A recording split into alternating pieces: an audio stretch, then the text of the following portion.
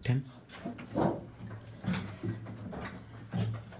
तो आज क्लास 8 का हिस्ट्री देख रहे हैं ना। क्लास 8 का हिस्ट्री और जिसमें लेसन 2, ठीक है ना। क्या था? लेसन 2 में मराठों से लड़ाई। इसके पीछे के हमने 3 बातें समझ लिया, ठीक है ना। कितना लेक्चर हो चुका था बेटा? और लेक्चर नंबर लिख दिया करो वहां पे, जब आप बाद में पढ़िएगा तो लेक्चर इतना से इतना खोल के देखना होगा, ठीक है ना। लेक्चर 3 ही है, तो लेक्चर ये 3 है। चलो तो लेक्चर 3 स्टार्ट करते हैं बच्चे। पानी और चश्मा। लेक्चर 3 में हम लोग देखेंगे, आज पार्ट 3 है, ठीक है ना। पार्ट हेडिंग लगाइए, मराठों से लड़ाई। यानी मराठों से किसकी लड़ाई? तो मराठों से अंग्रेज लड़ेगा। कौन लड़ेगा? अंग्रेज। मराठा मतलब क्या? पहले ये समझिए, मराठा किस राज्य के अंतर्गत आता है आज के डेट में?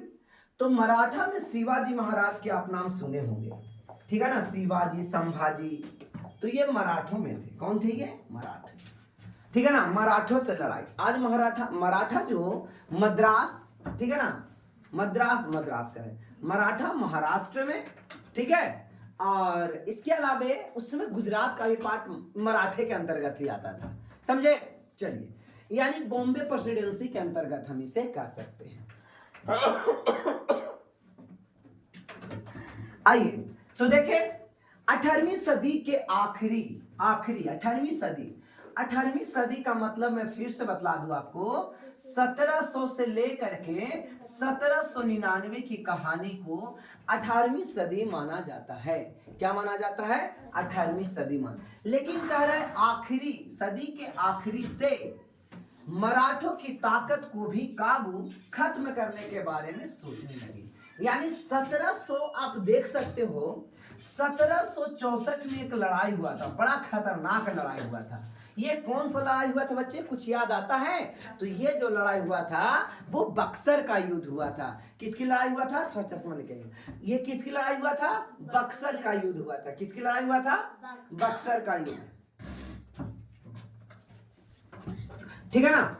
चलिए, तो बक्सर का युद्ध हुआ था 1704। अब उसके जस्ट पहले 4-5 साल पहले पानीपत का युद्ध हुआ था। पानीपत, पलासी, 1757, याद रखोगे बेटे। 1757 में पलासी का युद्ध और 1764 में बक्सर का युद्ध।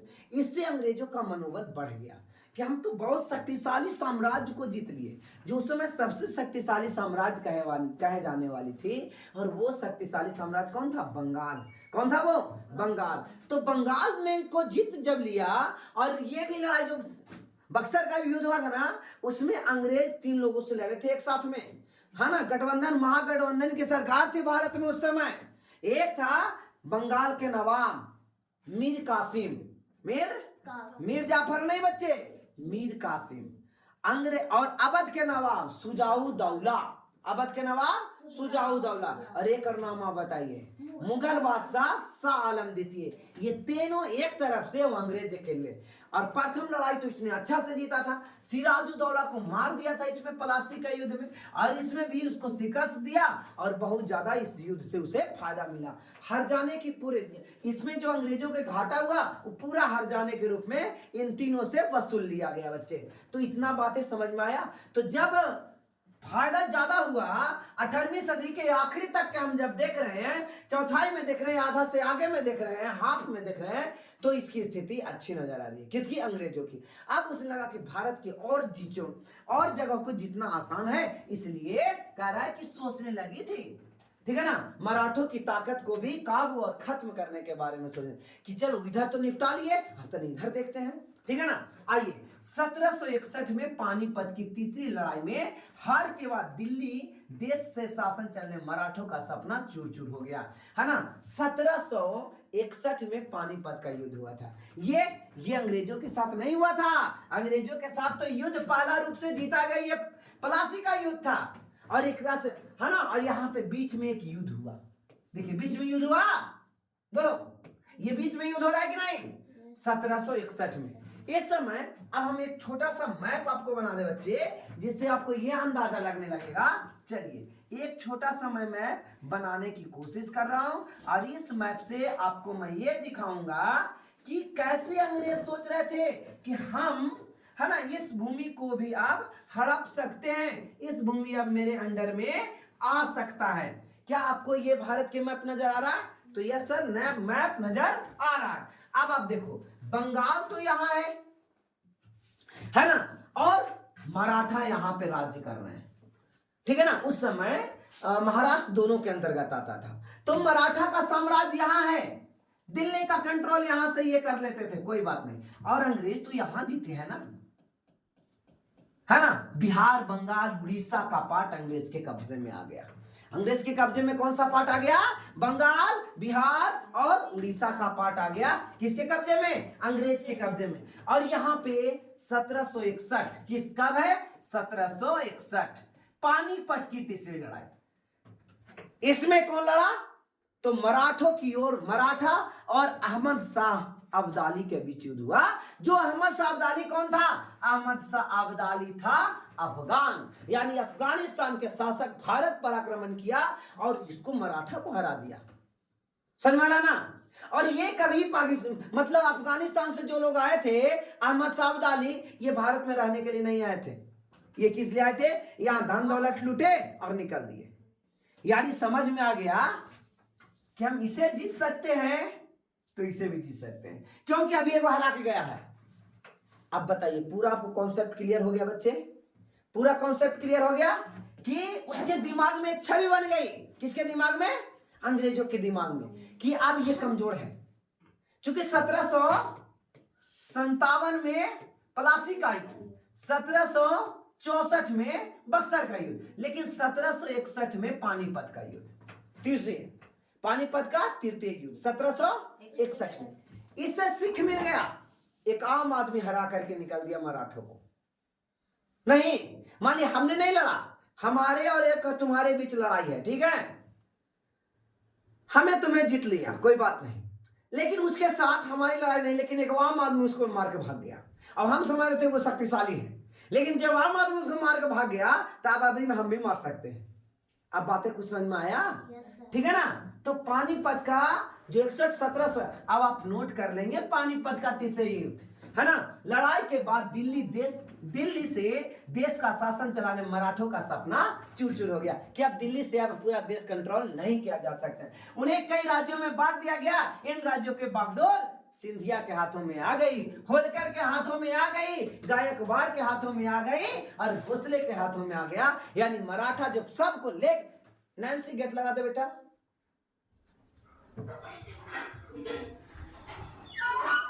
चलो हो गया। सिंधिया, होलकर, गायकवाड़, भोसले, याद हुआ क्या? सिंधिया, होलकर, गायकवाड़, भोसले। यानी मराठा इतने शक्तियों में विभाजित हो गया। पहले सब मिलकर के मराठा हुआ करते थे, है ना, सबका मेन एक हुआ करता, लेकिन सब अब आपस में अलग अलग साम्राज्य को डिवाइड कर लिए। जिसमें कौन कौन हो गया इन राज्यों में? सिंधिया, होलकर, अहिल्याबाई होलकर का नाम सुने होंगे, है ना, होलकर, सिंधिया, गायकवाड़ और भोसले, है ना। जैसे अलग अलग राजवंशों हाथ में ले ली, ये सारे सरदार पेशवा सर्वोच्च मंत्री के अंतर्गत आ गए, और ये पेशवा हो गए।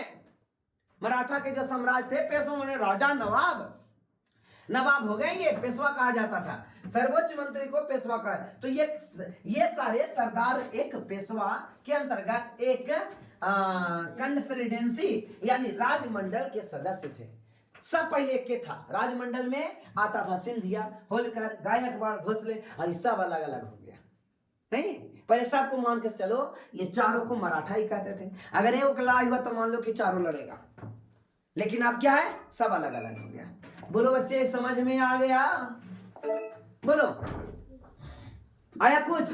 तो ये कॉन्फिडेंसी जो हुआ करता था, ये राजमंडल थे। ये कहता है इस राजमंडल का सैनिक और प्रशासनिक प्रमुख होता था कौन? पेशवा, है ना। सबसे इंपॉर्टेंट प्रमुख कौन? पेशवा। आइए आगे देखिए, पेशवा सबसे प्रमुख होता और पुणे में रहता था। अब पुणे कहाँ है? महाराष्ट्र में पुणे है ना, पुणे में रहा करता था। कौन? ये कहता है महादजी सिंधिया और नाना फडणवीस 18वीं सदी के आखिरी में 2 प्रसिद्ध मराठा योद्धा और राजनीतिज्ञ थे। आपने नाम सुना होगा महादजी सिंधिया का, महादजी सिंधिया और नाना फडणवीस, नाना फडणवीस, ये दोनों नाम याद रखिएगा। महादजी सिंधिया और नाना फडणवीस 18वीं सदी के आखिरी में 2 मराठा योद्धा थे। आपको कुछ नहीं याद है तो कुछ नहीं लिखो, अरे महादजी सिंधिया लिख लो और ये चारों नाम लिख लीजिएगा। सिंधिया, होलकर, गायकवाड़, भोसले। मराठा के अंतर्गत 4 साम्राज्य बट गई थी। मराठा 4 साम्राज्यों में विभाजित हो गया था, जिसमें क्या क्या था, है ना, याद रखोगे? सिंधिया, होलकर, गायकवाड़, भोसले। सिंधिया, होलकर, गायकवाड़, भोसले। सिंधिया, होलकर, गायकवाड़। तो आपको बच्चे क्या बताया, 1761 में पानीपत का तृतीय युद्ध हुआ और इसमें अंग्रेज देख रहा था कि ताकत मराठा का है कि नहीं है, और मराठा की ताकत नहीं निकली और जीत गया कौन? आपने अभी नहीं लिखा का पानीपत का तृतीय युद्ध लिखे ना, कब हुआ? 1761। किसके किसके बीच हुआ, कौन लिखेगा? मराठों और अहमद शाह अब्दाली के बीच। लिखो बेटा, मराठे तथा अहमद शाह अब्दाली के बीच। मराठे तथा अहमद शाह अब्दाली के बीच। मराठे तथा अहमद शाह अब्दाली के बीच। मराठे तथा अहमद शाह अब्दाली के बीच। किसके बीच हुआ बच्चे? मराठे तथा अहमद शाह अब्दाली के बीच हुआ। क्या हुआ? क्या हुआ? पानीपत के तृतीय युद्ध। इसमें जीता कौन? अहमद शाह अब्दाली की जीत हुई और मराठों की हार हुई। ठीक है, मराठों की हार हुई। देखिए, जीता कौन? अहमद शाह अब्दाली। अब अंग्रेज देख देख था बंगाल से, हार गया, तो यानी कि अब हम उग्रों पर कब्जा कर सकते हैं। दिमाग में आ गया ना? उसमें मराठा का मतलब कौन होगा? राजा? राजा ये सब थे और क्या, है ना, हम बताएंगे उसमें कौन कौन राजा थे। ठीक है ना, राजा का नाम आपको बताया जाएगा। उसमें शिवाजी नहीं थे, ऐसा नहीं सोचिएगा शिवाजी थे। ठीक है, पेशवाओं में वो डिवाइड हो गया था ना, आप उसके बारे में देखिएगा। ठीक है ना, आइए। तो नाना फडणवीस 17-18वीं सदी के आखिर 2 प्रसिद्ध मराठा योद्धा गए। कहता एक के बाद कई युद्धों में कंपनी ने मराठों को घुटने पर टेकने को मजबूर कर दिया, कई युद्धों में। ठीक है, पहला युद्ध 1782 में किसके किसके बीच युद्ध? मराठा और अंग्रेज का बीच, है ना। सलवाई की संधि के साथ खत्म हुआ, जिसमें कोई पक्ष जीता नहीं पाया। दूसरा मराठा अंग्रेज मराठा युद्ध, है ना, 1803 से 1805 में कई मोर्चे पर लड़े गए। अब मोर्चा मतलब देखो बच्चे, हम कहते हैं कि जैसे हमारा 2 पड़ोसी देश है जो खतरनाक है, एक तरफ पाकिस्तान और दूसरी तरफ चीन। अगर दोनों एक बार लड़ाई करेंगे तो हमारी सेना 2 मोर्चे पर लड़ाई करेगी ना। उसका तो एक ही मोर्चा पर सेना लड़ रहा है, सिर्फ चीन वाला सेना भारत के साथ लड़ रहा है और पाकिस्तान वाला सेना भारत के साथ लड़ रहा है, लेकिन भारतीय सेना 2 पस लड़ रहा है। तो बताए 2 मोर्चा हो गया ना, हो गया कि नहीं? ऐसे कभी कभी आप लोग के घर में भी कभी लड़ाई होता है, एक कभी इधरों वाला तंग कर रहा है और उधरों वाला तंग कर रहा होता है, एक साथ दो के संभालिए। तो इसको कहते हैं 2 मोर्चे पर लड़ाई होना। तो 2 मोर्चे पर जब लड़ाई होती है तो स्थितियां ज्यादा खतरनाक हो जाती है। कारण समझिएगा बच्चे, यह है 1782 की सलवाई की संधि।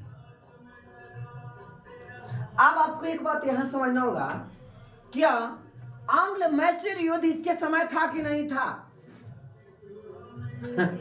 देखिए 1780 से 1784, बताइए 2 मोर्चा पर अंग्रेज लड़ रहा है, एक मोर्चा पर मराठों से और दूसरे मोर्चा पर मैसूर से। एक मराठे पर एक मोर्चा पर मैसूर से और दूसरे मोर्चा पर मराठों से युद्ध हो रहा है। अब समझ में आया? मोर्चे पर आइए, तो यहां कह रहा है कई मोर्चे पर लड़ा गया। इसका नतीजा है कि उड़ीसा और यमुना के उत्तर में स्थित आगरा, दिल्ली सहित कई भूभाग पर अंग्रेज कब्जे में आ गया। ठीक है ना। अंततः 1817 से 1819 के तीसरे आंग्ल मराठा युद्ध मराठों की ताकत को पूरी तरह कुचल दिया गया। पेशवा को पुणे से हटा करके कानपुर के पास बिठूर में पेशवा को भेज दिया गया। कहाँ? बिठूर जगह है कानपुर के पास। अब बिंद के दक्षिण में, बिंद मतलब विंध्य पर्वत है ना, उसके दक्षिण में स्थित भूभाग पर कंपनी का नियंत्रण हो चुका था। अब इसका पूरा डेटा समझिए, यानी आंग्ल मराठे 3 युद्ध हुए। आंग्ल मराठा कितने युद्ध हुआ? 3 युद्ध। पहला सलवाई की संधि सबसे वीवीआई है, तो लिखो बच्चे सलवाई की संधि डैश देंगे। सलवाई की संधि 1782 में हुई। सलवाई की संधि 1782 में हुई।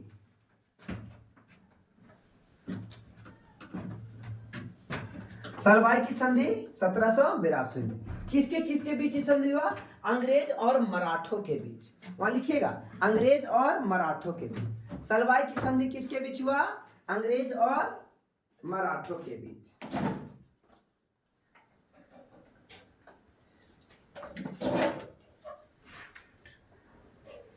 बहुत डार्क इसका रोशनी है यार। हो गया बच्चे? हो गया? तो इस प्रकार आपको क्या समझ में ये चीजें आ गई? आपको क्या ये चीजें समझ में आ गई? देखिए तो कोई दिक्कत हुआ क्या? चमक नहीं रहा है? इससे हाँ बताइए बच्चे, समझ में आ गया? सलवाई की संधि कब हुई? 1782। वीवीआई कीजिए। किसके साथ हुआ? अंग्रेज और मराठों के बीच। अब प्रथम कर दीजिएगा। प्रथम करने से क्या फायदा मिलेगा? कि प्रथम युद्ध जो हुआ था ना, वो सलवाई की संधि के साथ खत्म हुआ था। कौन प्रथम युद्ध? आंग्ल मराठा युद्ध। आंग्ल मराठा युद्ध है ना। फिर दूसरा ये हुआ, तीसरा अब हुआ। ठीक है ना। आइए खत्म। सर्वोच्चता का दावा। सर्वोच्चता मतलब कौन ज्यादा शक्तिशाली हुआ। इधर थोड़ी सी एक बात थी है ना, उसको देख लेते हैं। गतिविधि है। कल्पना कीजिए कि आपको श्रीरंगपट्टनम के युद्ध, टीपू सुल्तान की मौत के बारे में खबर देने वाले 2 पुराने अखबार मिलते हैं।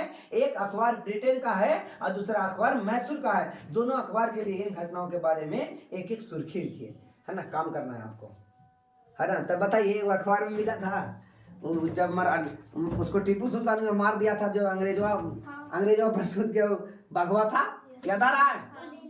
हाँ लेके चला गया। तो ये कहानी किससे मिला? बुक से ही मिला था। ठीक है ना।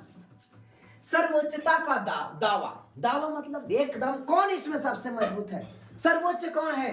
कहता है उपरोक्त ऊपर के विवरण से स्पष्ट होता है कि 19वीं सदी के शुरुआत में, यानी 19वीं सदी के शुरुआत का मतलब बच्चे, चलिए पहले 19वीं सदी का मतलब समझते हैं। 19वीं सदी मतलब होता है 1800 से लेकर के 1899।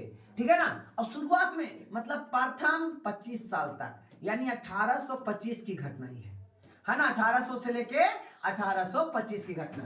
तो उपरोक्त विवरण से स्पष्ट है कि 19वीं सदी के शुरुआत से कंपनी क्षेत्रीय विस्तार का आक्रमण नीति चला रही थी। यानी अब कर रहा था नहीं, हम क्षेत्र का विस्तार करेंगे, हमें अब यहाँ पूरा का पूरा चाहिए। ठीक है ना। लॉर्ड हेस्टिंग्स 1813 से 1823 तक गवर्नर जनरल के नेतृत्व में। आप वहां पे नीचे एक स्टार मारिए, छोटा सा स्टार मारिए, लिखिए Lord Hastings. Lord Hastings, confusion ना हो, वारेन हेस्टिंग्स दूसरा है। लॉर्ड हेस्टिंग्स छोटा सा लाइन लिखिए, 1813 से 1823। 1813 यानी इसका कार्यकाल है बच्चे, गवर्नर जनरल भारत का रहा 1813 से लेके 1823 तक। 1813 से लेकर के 1823 तक। कब से कब तक? 1813 से लेकर के 1823 तक। 1813 से लेकर 1823 तक क्या रहा? भारत का गवर्नर जनरल कौन रहा? Lord Hastings. वारेन हेस्टिंग्स नहीं, एक जगह और मिलेगा वारेन हेस्टिंग्स। तो आप लॉर्ड हेस्टिंग्स के बारे में समझिए। किसके बारे में? लॉर्ड हेस्टिंग्स के बारे में। ओके बच्चे, आइए तो इस प्रकार हमने लॉर्ड के नेतृत्व में सर्वोच्चता की एक नई नीति की शुरुआत की गई। यानी बड़ा ये खतरनाक आदमी, भारतीयों को साम्राज्य, भारतीयों भारत में साम्राज्य विस्तार सबसे ज्यादा यही कर रहा था, ठीक है ना। कहता कंपनी का दावा था कि उसकी सत्ता सर्वोच्च है, इसलिए भारतीय राज्यों से ऊपर है। कौन? कंपनी भारतीय राज्यों से ऊपर है। अब कंपनी में अब कोई भी राजा अच्छा नहीं है, सबसे अच्छा कंपनी हो गया, ठीक है। कहता अपने हितों की रक्षा करने वाले भारतीय रियासतों का अधिग्रहण करने, अधिग्रहण मतलब कब्जा, अधिग्रहण मतलब क्या होता है बच्चे? कब्जा, कब्जा करने, उनको अधिग्रहण करने की धमकी देने का अधिकार अपने अपने पास मानते थे। यह सोच के बाद अंग्रेज की नीतियों में भी दिखाई दे रही थी। वो नीति कहते थे कि अगर तुमसे नहीं हो पा रहा है तो इस जगह छोड़ दो, इसको कंट्रोल। लेकिन यह प्रक्रिया है ना बेरोट कोट नहीं चली, यानी कि ये लगातार नहीं चली। उदाहरण के लिए जब अंग्रेज ने कित्तूर, अभी कित्तूर कहाँ पे है? कर्नाटक में। कित्तूर कहाँ है? कर्नाटक। कित्तूर के छोटे राज्य को कब्जा लेने का प्रयास किया तो रानी है ना रानी चिन्नमा ने हथियार उठा लिया और अंग्रेजों के खिलाफ आंदोलन छेड़ दिया। अभी सोच रहा था कि अब हमको कोई रोकने वाला नहीं है, लेकिन रोकने वाला मिला। कहाँ? कर्नाटक में, कि रानी चिन्नमा ने हथियार उठा लिया और अंग्रेजों के खिलाफ। कहता है 1824 में उन्हें गिरफ्तार कर लिया और 1829 में जेल में ही उनकी मृत्यु हो गई, है ना। तो गिरफ्तार किया 24 में और 29 में मृत्यु हो गई, 4 साल में मृत्यु। कहता है चिन्नमा के बाद कित्तूर स्थित संगोली की एक गरीब चौकीदार है ना, जिसका नाम था रैन्ना ने यह प्रतिरोध जारी रखा। जब वो मर गया तो भी नहीं, अंग्रेज को हम ये चीज नहीं देंगे, ये जगह ये भूमि अंग्रेज को फ्री में नहीं देंगे, ठीक है। तो ये लड़ाई जारी रखा। अब इस तरह चौतरफा समर्थन और सहायता से उन्होंने बहुत सारे ब्रिटिश शिविरों और दस्तावेजों को नष्ट कर दिया। चौतरफा मतलब सब जगह से उसको देखने को मिल रहा था, क्या चीज? फायदा, वो भी साथ दे रहा है, वो भी साथ दे रहा है, वो भी साथ दे रहा है, इसको हम लोग कहेंगे चौतरफा। इस प्रकार से ये बहुत सारे ब्रिटिश साम्राज्य को ताश नश करने में लग रहा था, है ना। आखिरकार अंततः उन्हें भी अंग्रेज ने पकड़कर 1830 में फांसी पर लटका दिया। प्रतिरोध के ऐसे कई दूसरे उदाहरण भी आपकी किताब में आगे आप पढ़ेंगे, है ना। ये नहीं अंग्रेज सोच ले कि अब हम शक्तिशाली हो गए, ताकतवर हो गए, रोकने वाले अभी भी कोई थे। समझ में आ रहा? ये घटना कब के बच्चे? 1830, है ना। अब जाकर के ये लड़ाई पनपेगी और धीरे धीरे ना अंग्रेजों के नीतियों के विरोध बहुत से भारतीय राजा आकर के सामने हो जाएंगे, बहुत से भारतीय राजा, और एक बार क्रांति आएगी। इतना ज्यादा क्रांति होगी कि उसको उस लड़ाई को लड़ाई नहीं कहा जाएगा, 1857 की क्रांति कही जाएगी, है ना। यानी 20-22 साल अभी और बचा है, 30 साल और बचा है, देखते हैं। आइए, ये आज भी एक है ना, ये लॉर्ड हेस्टिंग्स है, याद रखेंगे। ये कौन है? Lord Hastings. और ये कौन है? कित्तूर की रानी चेन्नम्मा की स्मृति बनाई गई मूर्ति, ये चेन्नम्मा की मूर्ति बनाई हुई है। आइए 1830 के दशक, यानी दशक मतलब 10 साल, या तो 1825 से 35 के बीच या 20 से 30 के बीच, यानी उसी के लिए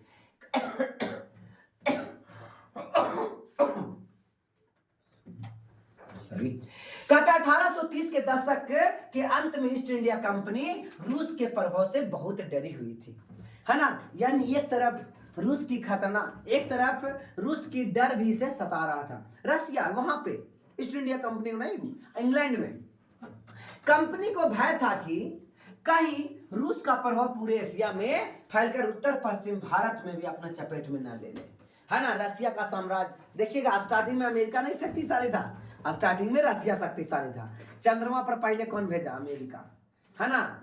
हाँ सॉरी, रूस ने भेजा। इसके बाद आप देखोगे स्पेस में पहले आदमी कौन भेजा? रूस। कुत्ता को पहले कौन भेजा? रूस। सब देखिएगा था रूस सोवियत संघ के, है ना। तो डर था कि अगर रूस ऐसे ही आक्रमण करते करते भारत तक आ गया तो भारत को भी ना कब्जे में ले ले, तो इस डर को भी सता रहा था, ठीक है ना। इस डर के चलते उत्तर पश्चिम भारत में अपना नियंत्रण स्थापित करना चाहते थे।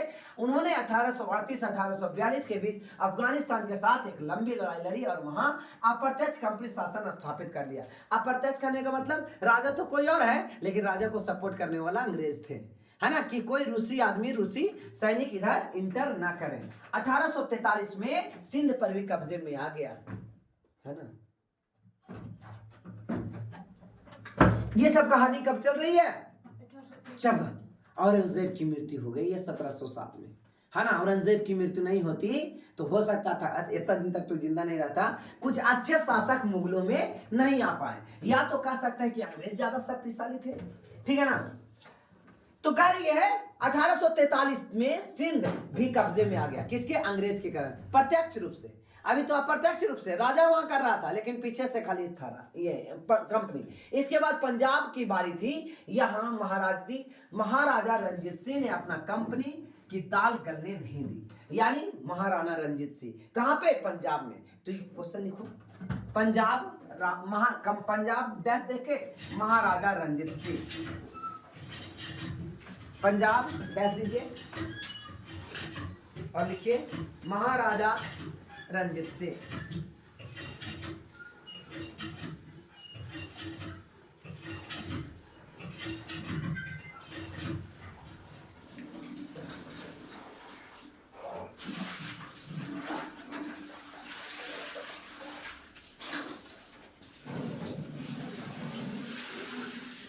महाराजा रंजीत सिंह, याद रखे ना।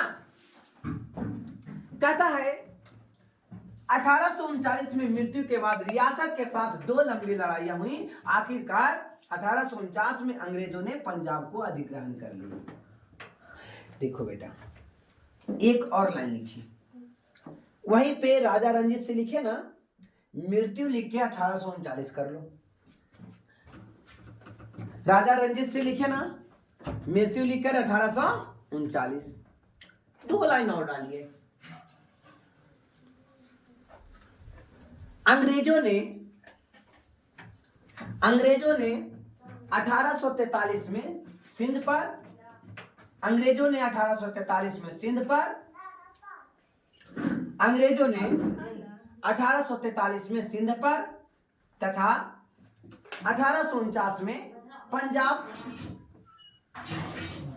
सिंध को पर नहीं, सिंध को 1843 में सिंध को तथा 1849 में पंजाब को अधिग्रहण कर लिया, पंजाब को अधिग्रहण कर लिया।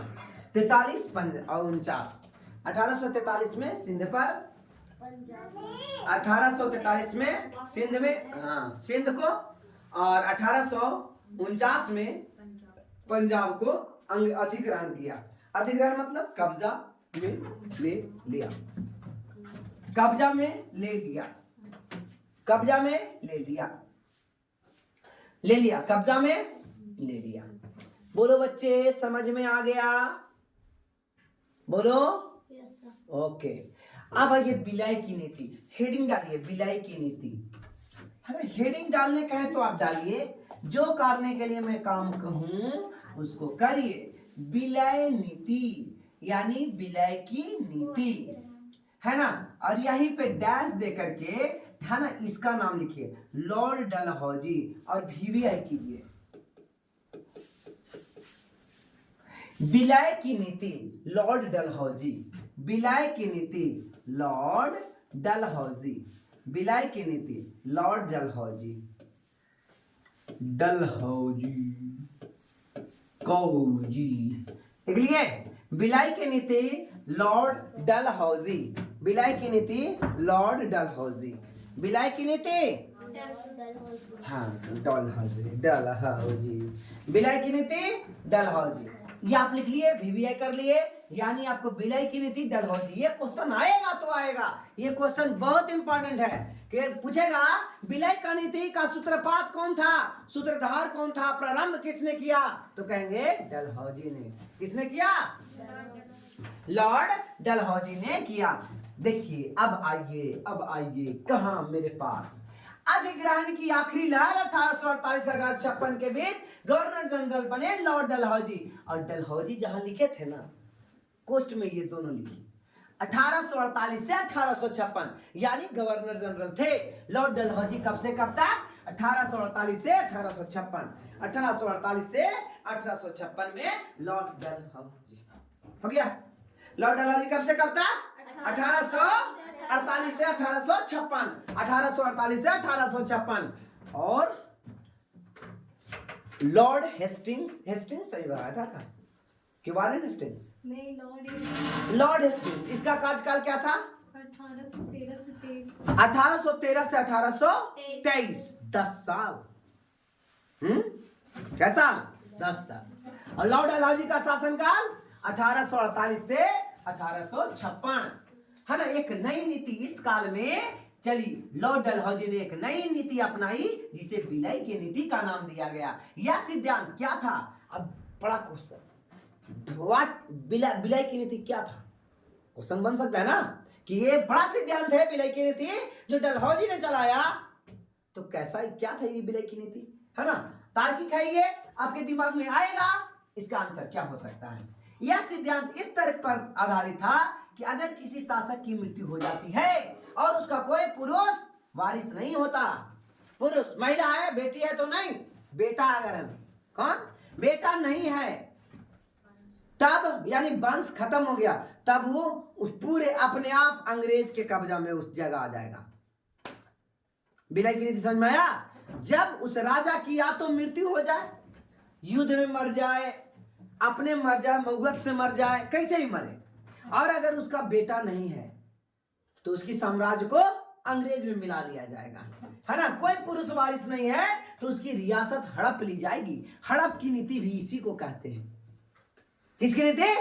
हड़प की नीति। हड़प की नीति यानी विलय की नीति। जाएगा विलय और हड़प दोनों है, ओकर वाला खेतवा अपना में विलय कर लो, मिला लो, हड़प लो, है ना, हुआ हड़प की नीति या विलय की नीति। आप वहां पे हड़प की नीति भी लिख सकते हैं, ठीक है।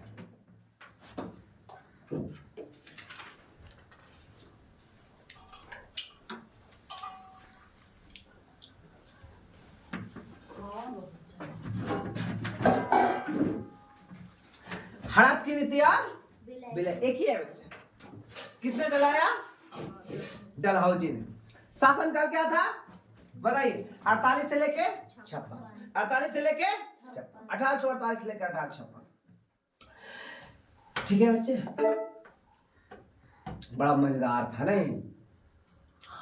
बड़ा मजेदार था। 1848 से लेकर 1856 तक लॉर्ड डलहौजी का शासनकाल था, ठीक है ना। आइए हड़प लेता था। इस सिद्धांत के आधार पर एक के बाद कई रियासत मिलाया, सब इंपॉर्टेंट है। लिखो सतारा, ओकरे नीचे विलय के नीति के नीचे सतारा, पहला नंबर सतारा 1848, संबलपुर 1800, VVI समझे? यहां पे VVI डालिए, डोंट लाफ।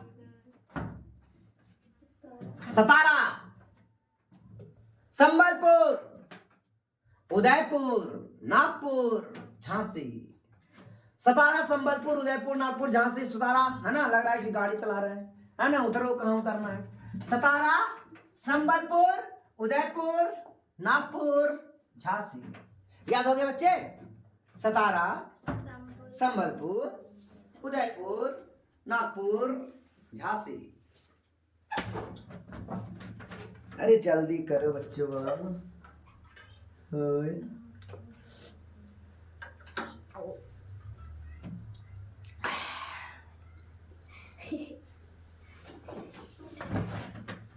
हो गया?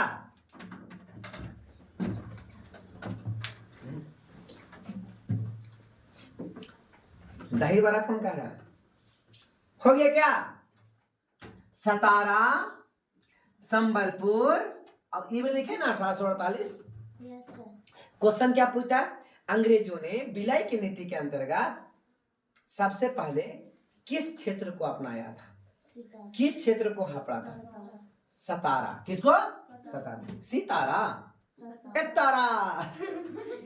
सतारा, संबलपुर, उदयपुर, नागपुर, झांसी। तो सतारा से स्टार्ट हुआ और झांसी को तो खांची में ले लिया। इस प्रकार से 5 को हड़प्पा अंग्रेजों के हाथ में चली गई। सब डेट याद कीजिएगा, डेट नाम एकदम याद करना है। इसलिए कब कब हड़प्पा, ये एग्जाम में क्वेश्चन नहीं आएगा कब हड़प्पा, क्वेश्चन आएगा पहले किसको हड़प्पा। क्रम से आ जाएगा सजाने के लिए, अरे क्रम से आ जाएगा सजाने के लिए, ठीक है ना। तो आपको सबसे पहले सतारा को, सबसे आखिरी में झांसी को खाची में लिया, है ना। और यहाँ पे सतारा संबलपुर, दोनों साथ साथ से, सतारा संबलपुर, बीच में पुरपुर, सतारा संबलपुर, उदयपुर नागपुर, सतारा संबलपुर, उदयपुर नागपुर, सतारा संबलपुर, उदयपुर नागपुर, लास्ट में झांसी। सतारा संबलपुर, उदयपुर नागपुर, झांसी। याद हुआ? चलिए, तो 48 50 2 साल बाद, 2 साल बाद, अरे ससुरा 1 साल बाद, 1 साल बाद, बढ़िया है, याद हो जाएगा आज। अब भी आगे 2 साल बाद हड़प रहा है, और जब देख रहा है कि हड़पा जेबे करता है तो जल्दी जल्दी हड़प लो। तो ये 2 हड़प लिया। 1848 2 साल बाद, 1850 2 साल बाद, 1852, है ना, 2 साल, 48 50 52। अब एक के साल में 53 54। बताओ बच्चे, कोई दिक्कत? आखिरकार 1856 में अवध को भी नियंत्रण में ले लिया। वहां पे अवध भी लिखो, अगला अवध। इस बार अंग्रेजों का एक नया तर्क दिया, उन्होंने कहा अवध की जनता। अच्छा, ये अवध वाला थोड़ा सा उसको मैं नहीं लिख रहा हूं, दूसरा है कुशासन से आजाद। कुशासन के नाम पर, कुशासन का ये क्या लिखेंगे? लिखेंगे क्या? लिखिएगा स्टार मार के नीचे। डलहौजी ने, कब हुआ था? 56 में। डलहौजी ने किसने? डलहौजी ने 1856 में अवध को कुशासन के आरोप लगाकर, कुशासन का आरोप लगाकर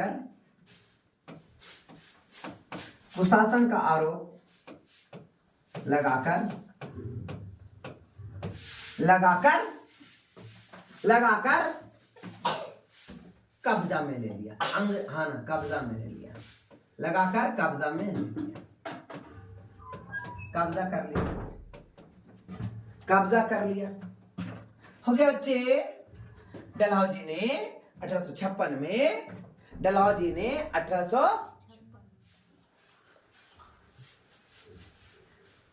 आ जाइए, एगो नया चीज सीखिए। 1856।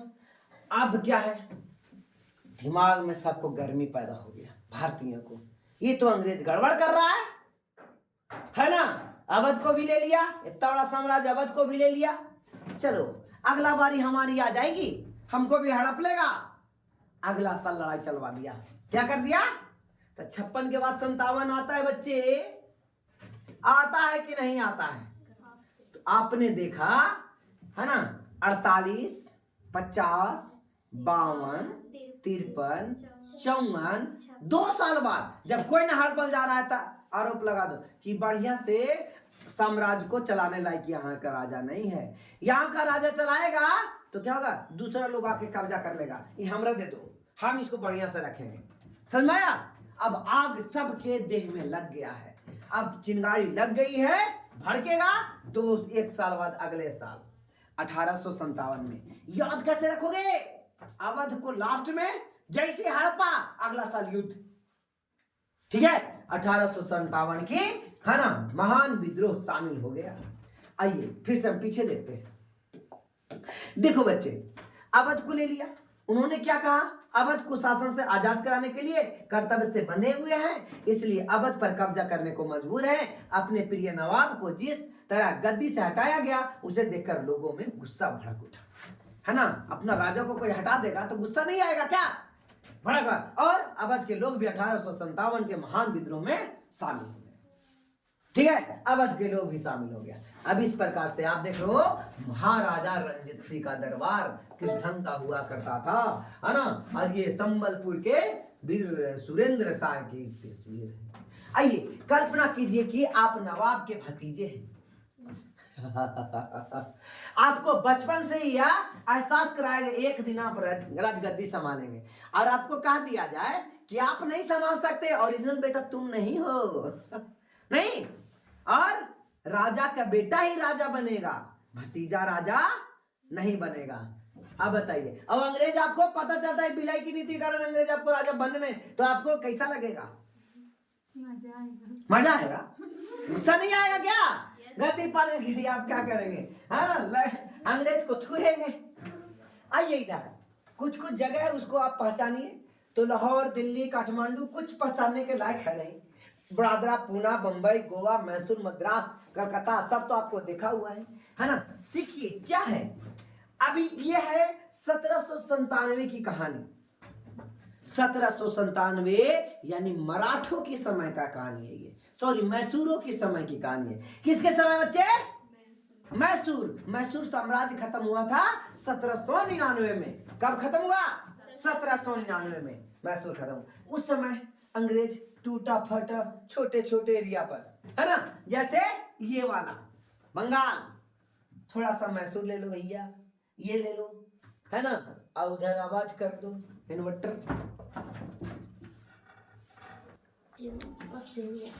तो देखिए ये जो है ये 1799 तक का भारत है।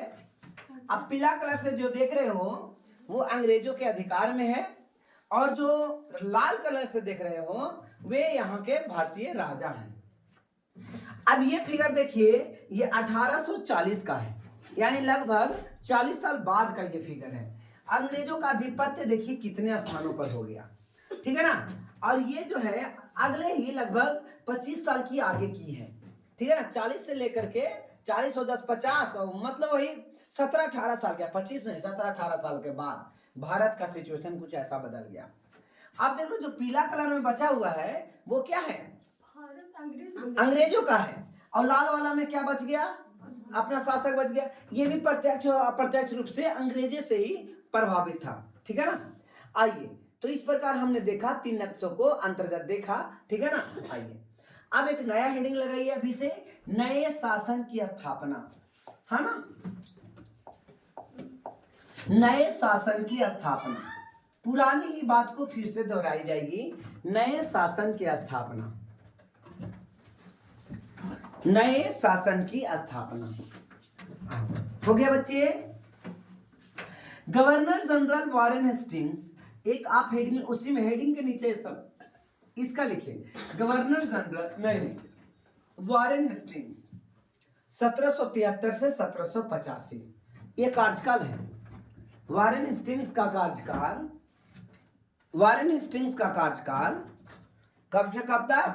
1773 से 1785। 1773 में रेगुलेटिंग एक्ट आया था।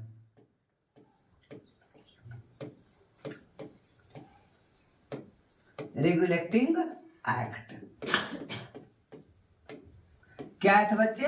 Regulating act. रेगुलेटिंग एक्ट कब आया था? 1773 में।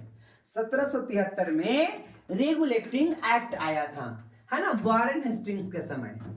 अब क्या है उसको हम लोग डिटेल बाद में देख लेंगे, अभी देखते हैं सिर्फ वॉरेन हेस्टिंग्स को, ठीक है ना। वॉरेन हेस्टिंग्स का कार्यकाल याद रखिए, 1773 से लेकर के 1785। कहता है व्यक्तियों में से था जिन्होंने कंपनी की ताकत फैलाने में अहम भूमिका अदा की थी। वॉरेन हेस्टिंग्स के समय आते आते कंपनी न केवल बंगाल बल्कि बंबई और मद्रास की सत्ता भी स्थापित कर चुके थे। उस समय 3 प्रेसिडेंसी कब्जे में आ गए थे, एक बंगाल प्रेसिडेंसी, बॉम्बे प्रेसिडेंसी और मद्रास प्रेसिडेंसी। याद रखिएगा कौन कौन बच्चे? बंगाल प्रेसिडेंसी, बोलो बोलो, बंगाल प्रेसिडेंसी, बंबई प्रेसिडेंसी और मद्रास प्रेसिडेंसी। कहता है ब्रिटिश इलाके के मोटे तौर पर प्रशासनिक इकाइयां बटे हुए थे जिन्हें प्रेसिडेंसी कहा जाता था। क्या कहा जाता था? प्रेसिडेंसी। और उस समय तीनों प्रेसिडेंसी का मुख्यालय कहाँ था? बंगाल में था। यानी तीनों के मेन मालिक कौन होगा? ऐसे तीनों के गवर्नर होंगे, बंगाल का भी गवर्नर होगा, मद्रास का भी गवर्नर होगा और बंबई का भी गवर्नर होगा। लेकिन जब ये तीनों गवर्नर है, अब कुछ बड़ा फैसला लेना है तो इससे पूछना पड़ेगा, इसको भी इससे पूछना पड़ेगा, इसको भी इससे पूछना पड़ेगा, अभी तो अपन मन से करबे करेगा। तो बंगाल के गवर्नर को ही मद्रास और बंबई दोनों की अधिक शक्ति दिया गया था, ठीक है ना। आइए बातें कुछ समझ में आ गई बच्चे। तो उस समय तीनों प्रेसिडेंसियां थी, बंगाल प्रेसिडेंसी, मद्रास प्रेसिडेंसी और बंबई। हर एक के शासन गवर्नर अलग होता था, हर एक का शासन गवर्नर के पास होता था। कहता सबसे ऊपर गवर्नर जनरल होता था, है ना। गवर्नर जनरल ने कई प्रशासनिक सुधार किए, तो समझ में आया, उसको गवर्नर जनरल बोला गया। क्या बोला गया? Governor general. गवर्नर तो सब देश राज्य का हो गया, अपना अपना प्रशासकीय क्षेत्रों में गवर्नर हो गया। लेकिन यहाँ पे क्या बताया जा रहा है कि उसका भी गवर्नर, इसका भी गवर्नर, इसका भी गवर्नर, तीनों के मिला के एक और गवर्नर है जिसका नाम दिया गया गवर्नर जनरल। तो ये बंगाल के गवर्नर जनरल बोलो या, लेकिन कुछ दिन के बाद ये तीनों को प्रेसिडेंसी नहीं, बड़ी बड़ी प्रेसिडेंसी में भारत का अधिकार हो गया अंग्रेजों पर। अंग्रेजों का भारत में बहुत अधिकार, तो कहने लगा कि अब ये तीन को कहने से अच्छा है गवर्नर जनरल, है ना, तो कहा जाए भारत के गवर्नर जनरल। क्या कहा जाए? भारत का गवर्नर। अब तो ये प्रेसिडेंसी का गवर्नर जनरल कोई मान्य रहेगा नहीं, अब तीनों को तो नहीं ना है। कितना हो गया? वारेन हेस्टिंग्स ने, आप याद रखेंगे वारेन हेस्टिंग्स, ठीक है बच्चे। 1772 में एक नई व्यवस्था स्थापित की गई। कहता है इस व्यवस्था के प्रावधान किए गए जिसमें जिले में 2 अदालत होगी, एक फौजदारी अदालत होगी और एक दीवानी अदालत होगी, है ना। एक में कैसा, एक जो केस होगा, अदालत होगा, जजमेंट होगा, वो सिर्फ चलेगा किस पर? लड़ाई पर, लड़ाई, मारा पीटी, डाका डालना, चोरी करना, ये सब पर। और एक जमीनी विवाद को लेकर के चलेगा, ठीक है ना। तो फौजदारी न्यायालय के अंतर्गत आ गया जो मार काट से संबंधित है, अंग्रेजों को मारने से संबंधित है, वो फौजदारी, और छोटी छोटी अदालतों, है ना, जो दीवानी अदालत के अंतर्गत रख दिया गया। आइए, दीवानी अदालत के मुखिया यूरोपीय जिला कलेक्टर होते थे, मौलवी और हिंदू पंडितों के लिए भारतीय कानून व्यवस्था कर रखते थे। फौजदारी अदालत अभी भी काजी और मुफ्ती के अंतर्गत ही थी, लेकिन इसके कलेक्टर निगरानी के काम भी थे। आप ये बाद में लिख लीजिएगा, वीडियो को पॉज करके। क्या लिखेंगे कि 1772 से 2 अदालत होगी। 1772 से क्या, इतना अदालत? 2 अदालत होगी, एक फौजदारी अदालत और नीचे लिखिएगा दीवानी अदालत, क्योंकि उधरों कुछ तो लिखना है ना। 2 अदालत होती थी, एक अदालत किस हो गया बेटा? फौजदारी अदालत, और दूसरा क्या हो गया? दीवानी अदालत। एक हो गया फौजदारी अदालत, क्या? फौजदारी अदालत, फौजदारी अदालत, और दूसरा क्या हो गया? दीवानी अदालत, दीवानी अदालत, ठीक है। फौजदारी अदालत और दीवानी अदालत। घर में जाइए 8 क्लास के बच्चे इसे रट्टा मारिए, फौजदारी दीवानी, फौजदारी दीवानी, दीवानी दीवानी दीवानी फौजदारी।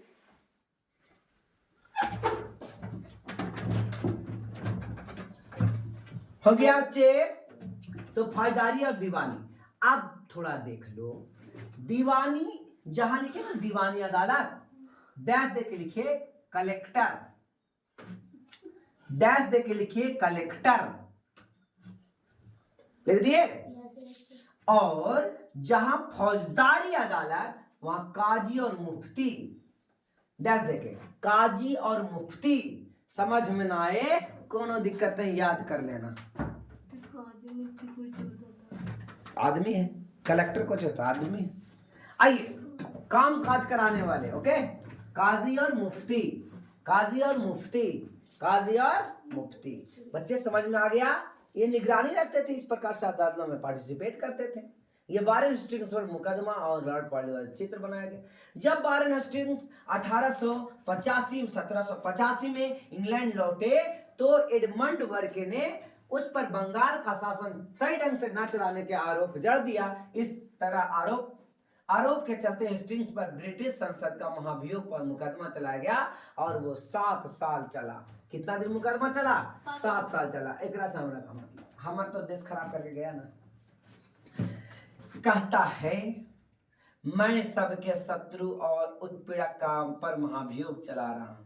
वारेन हेस्टिंग्स के महाभियोग की कार्रवाई के दौरान एडमंड बर्क ने एक उत्तेजनापूर्ण भाषण दिया जिसका एक हिस्सा यह इस प्रकार था। मैं उसके मतलब हेस्टिंग्स के ऊपर भारत के लोगों की ओर से महाभियोग चला रहा हूं जिनके अधिकारों को उन्होंने पैरों तले रौंद दिया। यानी अच्छा से काम नहीं किया। अधिकार मिला उसका मतलब कि इस ढंग से काम नहीं करना चाहिए। कहता है जिनके देश को उन्होंने रेगिस्तान बना दिया, उस देश को क्या कर दिया? रेगिस्तान यानी बंजर बना दिया, खराब बना दिया। मानव स्वभाव के नाम पर, स्त्री पुरुष के नाम पर, हर उम्र के नाम पर, हर ओहदे के नाम पर मैं सबके साझा शत्रु और सबके उत्पीड़क पर महाभियोग चला रहा हूँ। है ना? भाषण दिया था कौन?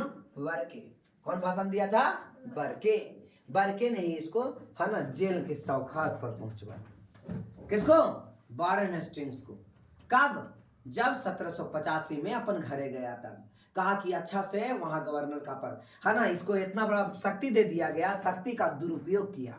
जैसे कभी कभी होता है ना, प्रधानमंत्री जेल जाते हैं, अलग अलग देश में बहुत सुनते होंगे, है ना। अक्सर तो पाकिस्तान के प्रधानमंत्री जेल में सड़ते हैं, ये अभी बन गए, कुछ दिन के बाद पता चला पाकिस्तान में करप्शन हुआ और अगला पाकिस्तान के जो प्रधानमंत्री थे वो जेल में, पिछड़ का कौन है? जेल में।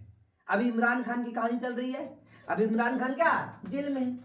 पुराने प्रधानमंत्री थे ना, नवाज शरीफ से पहले प्रधानमंत्री, सॉरी, शहबाज शरीफ से पहले प्रधानमंत्री कौन थे?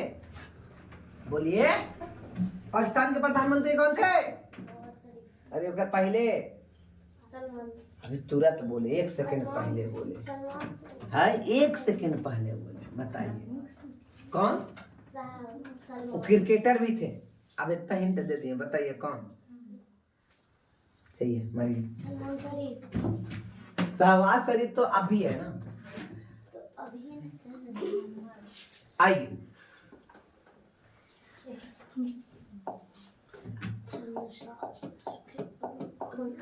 कहता है एक बड़ी समस्या यह थी कि ब्राह्मण पंडित धर्म शास्त्र की अलग अलग शाखाओं के हिसाब से स्थानीय कानूनों को अलग अलग व्याख्या कर देते थे।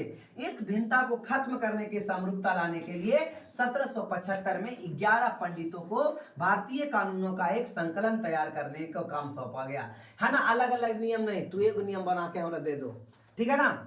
और सौंप गया। BN हॉलहेड ने इस संकलन का अंग्रेजी में अनुवाद किया। किसने अनुवाद किया? वो पंडितों ने जो संकलन दिया हिंदी में, उसको अनुवाद इन्होंने अंग्रेजी में किया। 1778 तक यूरोपीय न्यायाधीशों के लिए मुस्लिम कानूनों की भी एक संहिता तैयार कर ली गई। पहले हिंदुओं के लिए, और 75 में हिंदुओं के लिए, और 78 में मुसलमानों के लिए अलग से कानून की, है ना, किताब बना ली गई। कहता है 1773 में रेगुलेटिंग एक्ट, ये VVI लाइन है बच्चे, लिखे थे ना अभी। रेगुलेटिंग एक्ट कब आया? 1773 में। रेगुलेटिंग एक्ट कब आया? 1773 में। 1773 में रेगुलेटिंग एक्ट आया। 1773 में रेगुलेटिंग एक्ट आया। रेगुलेटिंग एक्ट कब आया बच्चे? 1773। 1773 में रेगुलेटिंग एक्ट आया। 1773 में क्या आया? रेगुलेटिंग एक्ट आया। कहता है रेगुलेटिंग एक्ट के तहत नए सर्वोच्च न्यायालय की स्थापना की गई, है ना। याद रखिएगा, सुप्रीम कोर्ट की स्थापना किया गया इसी रेगुलेटिंग एक्ट के अंतर्गत। समझा? रेगुलेटिंग एक्ट के अंतर्गत कलकत्ता में, कहा? कलकत्ता में 1773 में, 73-74 हो गया था। 1774 में कलकत्ता में एक सुप्रीम कोर्ट बनाया गया। क्या बनाया गया? Supreme court. आज सुप्रीम कोर्ट तो दिल्ली में है, पहले सुप्रीम कोर्ट कहां था? कलकत्ता में। कहते इसके अलावा कलकत्ता में अपीलीय अदालत, सदर निजामत अदालत का भी स्थापना, यानी हिंदू और मुसलमानों की व्याख्या करने के लिए भी अलग अलग अदालत बनाया गया। भारतीय जिला में कलेक्टर सबसे बड़ा ओहदा होता था। भारतीय जिला में जिला का सबसे बड़ा पद किस चीज का होता था? कलेक्टर का होता था। किसका होता था? कलेक्टर का होता था। जैसा कि नाम से ही पता चलता है, उसका मुख्य काम लगान और टैक्स वसूली करना, है ना। मुख्य काम इसका क्या था? टैक्स वसूली करना। तथा न्यायाधीश पुलिस अधिकारियों व दरोगा की सहायता से जिला में कानून व्यवस्था बनाए रखना होता था। उसका कार्यालय कलेक्टर सत्ता और संरक्षण का नया केंद्र बन गया, जिससे पुराने सत्ता केंद्र में हंसिए पर, यानी बाद में यह खत्म हो गया। आइए देखते हैं। कहता है कंपनी की फौज, कंपनी की फौज। कहता है कंपनी के साथ भारत में शासन और सुधार के नए विचार तो आए, लेकिन उसकी असली सत्ता सैनिक की ताकत में थी। बात कुछ समझ में आया बच्चे? एक बार फिर से देखा जाए। कहता है कहता है कंपनी की फौज कंपनी के साथ भारत में शासन और सुधार के नए विचार तो आए। शासन कैसे चलाया जाए और चीजें में कैसे सुधार लाया जाए, ये विचार तो आया कंपनी के साथ, है ना। लेकिन उसकी असली सत्ता सैनिक के ताकत में थी, है ना। जबरन वो काम करवा लेते थे। मुगल फौज मुख्य रूप से घुड़सवार यानी घोड़े पर चलने वाले प्रशिक्षित पैदल सेना थी। उन्हें तीरंदाजी और तलवार की बाजू प्रशिक्षण दिया था। सेना में सवारों को दबदबा रहता था। किसको? सवारों को दबदबा। और मुगल साम्राज्य के लिए एक विशाल पेशेवर प्रशिक्षित वाले पैदल सेना जरूरत महसूस नहीं होती। मतलब ये उसके कहने का मतलब है ना कि जो मुगलों का फौज था उससे अंग्रेजी फौज टक्कर नहीं ले सकते थे। उल्टा बोल रहे हैं क्या? अंग्रेजी फौज से मुगलों टक्कर नहीं ले सकते थे। कितना ज्यादा वो कर ले, नई हथियार उनके पास नहीं थी। नए हथियार तो इन अंग्रेजों के पास था, है ना। वो उसी प्रकार से भाला, गड़ासा, तलवार, घोड़ा आदि से, इनके पास कार, मारुति, बढ़िया बढ़िया चीज जिससे, है ना, कई का स्पीड से चलाया जा सके। घोड़ा के ज्यादा स्पीड से चलाया जा सके। समझ पा रहे बच्चे? चलो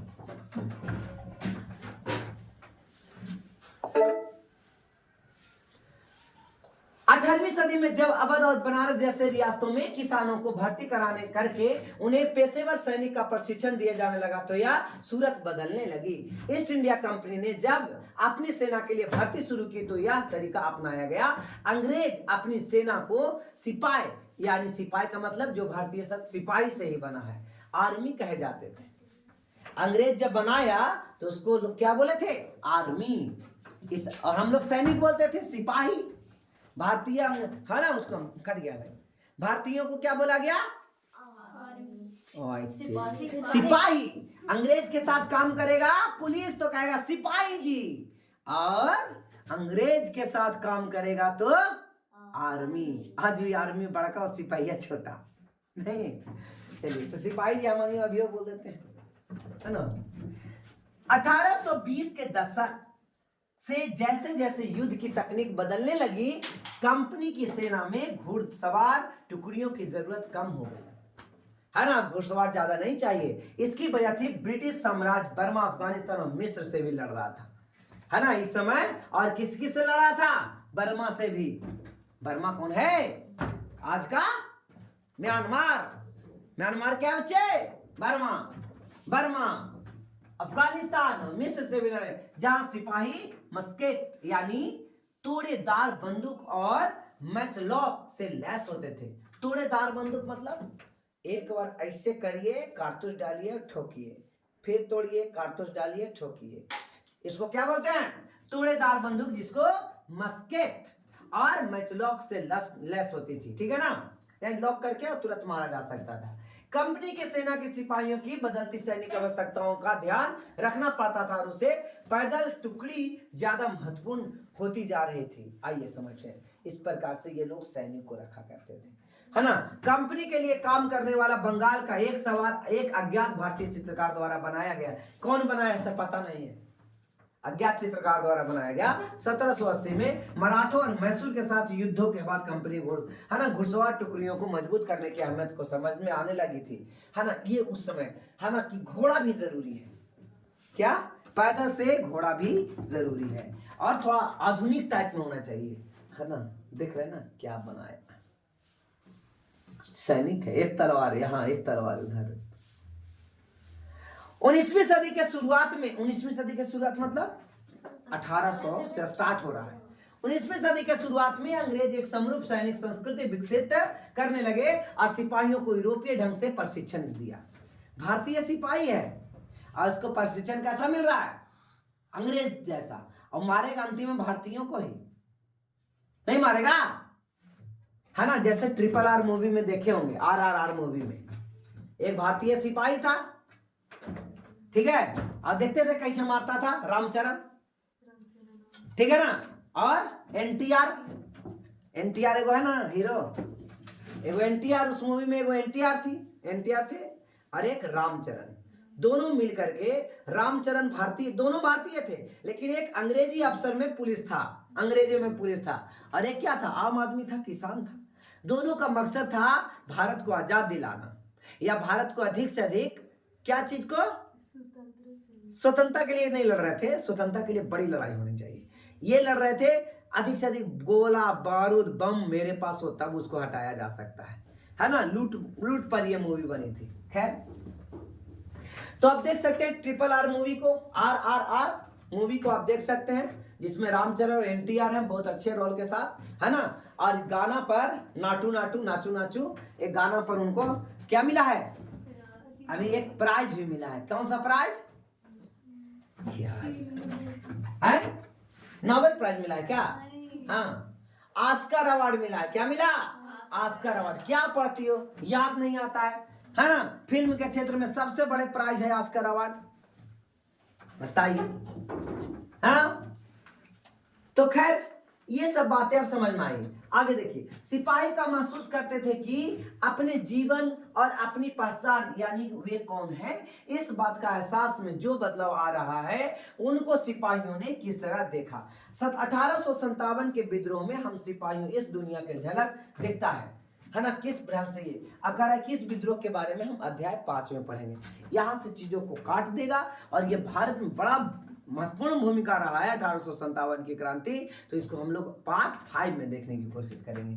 कितना बच्चे, पार्ट 5 में। अब देखिए निष्कर्ष क्या निकला, और है क्या, खत्म हो गया, थोड़ा सा बाकी है ना। बस आज टॉपिक खत्म हो जाएगी। निष्कर्ष, निष्कर्ष को इंग्लिश में कहते हैं कंक्लूजन। हमने इतना मेहनत किया, इतना पढ़ाई किया, इतना ये लड़ाई लड़ा, है ना, क्या कंक्लूजन निकला, कंक्लूजन क्या निकला।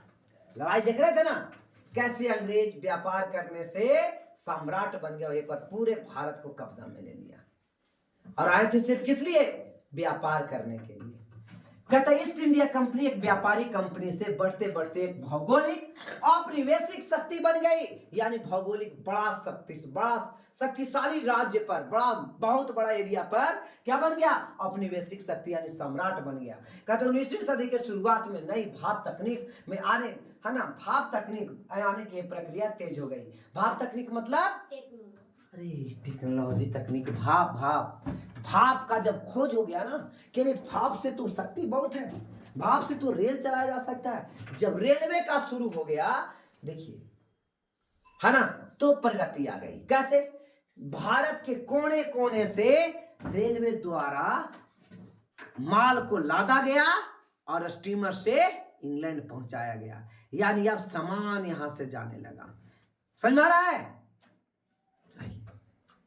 कहता है तब तेजी हुई, तब तक समुद्री मार्ग से भारत पहुंचने में 6 से 8 महीना का समय लग जाता था। भाप से चलने वाला जहाजों ने यात्री को 3 हफ्ते में समेट दिया। पहले पाल से चलता था जहाज, किससे, पाल क्या होता है पता है, एक जहाज नौ हो गई और नौ में कपड़ा लगा दिया गया। हवा जब इधर से चलेगी पुरवैया तो जहाज इधर चलेगी, हवा जब इधर से चलेगी तो इधर चलेगी, तस्वीर में चलेगा जहाजवा, है ना, धीरे धीरे धीरे चलेगा। और